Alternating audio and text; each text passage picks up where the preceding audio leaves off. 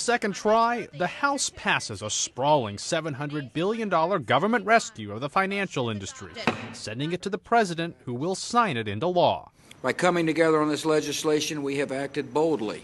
Speaker of the House Nancy Pelosi hailed the vote and said Wall Street must change its ways. High flyers on Wall Street will no longer be able to jeopardize that personal economic security of Americans, again, because of the bright light of scrutiny, accountability. At the core of the plan, purchasing bad mortgage-related securities, weighing down the balance sheets of institutions, all but drying up the credit market.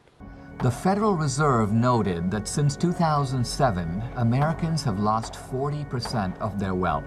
That is the greatest fall of wealth since the Great Depression. At this defining moment, change has come to America. I, Barack Hussein Obama. People voted for Obama on the basis of what they hoped he would do. In some ways, we haven't seen the real Obama. The era of greed and irresponsibility on Wall Street and in Washington has led us to a financial crisis as serious as any that we faced since the Great Depression.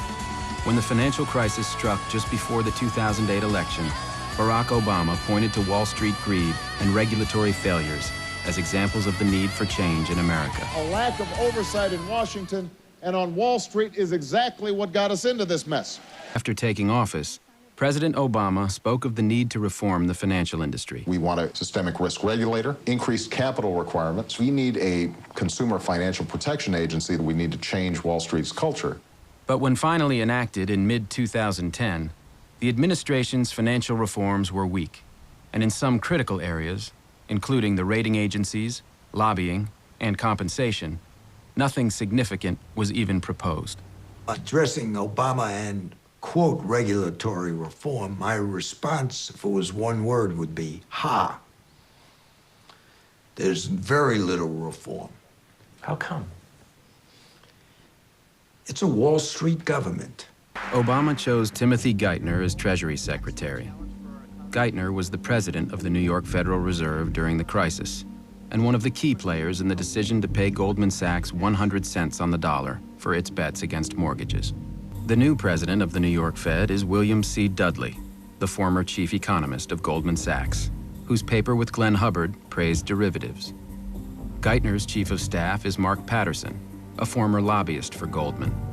And one of the senior advisors is Louis Sachs, who oversaw Tricadia, a company heavily involved in betting against the mortgage securities it was selling.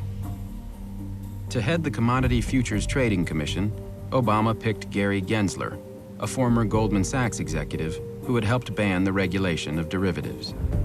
To run the Securities and Exchange Commission, Obama picked Mary Shapiro, the former CEO of FINRA, the investment banking industry's self-regulation body.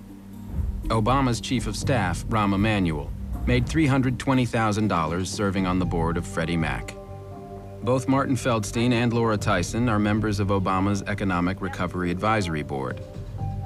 And Obama's chief economic advisor is Larry Summers. None of us knew that Summers and Geithner were going to play major roles as advisors first. I knew this was going to be status quo. The Obama administration resisted regulation of bank compensation, even as foreign leaders took action. I think the financial industry is a service industry. It should serve others before it serves itself. In September of 2009, Christine Lagarde and the finance ministers of Sweden, the Netherlands, Luxembourg, Italy, Spain, and Germany called for the G20 nations, including the United States, to impose strict regulations on bank compensation. And in July of 2010, the European Parliament enacted those very regulations. The Obama administration had no response. Their view is, it's a temporary blip, and things will go back to normal. And that is why I am reappointing him to another term as chairman of the Federal Reserve. Thank you so much. In 2009, Barack Obama reappointed Ben Bernanke. Thank you, Mr. President. As of mid-2010, not a single senior financial executive had been criminally prosecuted or even arrested. No special prosecutor had been appointed. Not a single financial firm had been prosecuted criminally for securities fraud or accounting fraud. The Obama administration has made no attempt to recover any of the compensation given to financial executives during the bubble. In 2009, as unemployment hit its highest level in 17 years, Morgan Stanley paid its employees over $14 billion, and Goldman Sachs paid out over $16 billion. In 2010, bonuses were even higher. Here in New York, thousands of demonstrators descended on the financial district. Some of the frustration has come out in this Occupy Wall Street protests. You've expressed sympathy with their position, their feeling of powerlessness. I understand the frustrations that are being expressed in those protests. He's betrayed virtually everything that I got the impression he was going to do based on everything he said in the run-up to the election. Even though I believe that all the choices we've made have been the right ones, we're still going through difficult circumstances. And that means people who may be sympathetic to my point of view still kind of feel like, yeah, but it hasn't gotten done yet. I was for Obama. I did some fundraisers for him. He's in a tough situation, and I'm very disappointed with the way some things have gone. I voted for him. I donated. I worked hard. I thought he was the one. But now, no. The people on Wall Street broke this country, and there has still been no basic accountability. It's what the freedom of speech was designed for. We need an economy for the people and by the people, not by the rich and for the rich. We're going to turn the bull loose. They corral the bull, and that's pretty much a huge symbolic statement.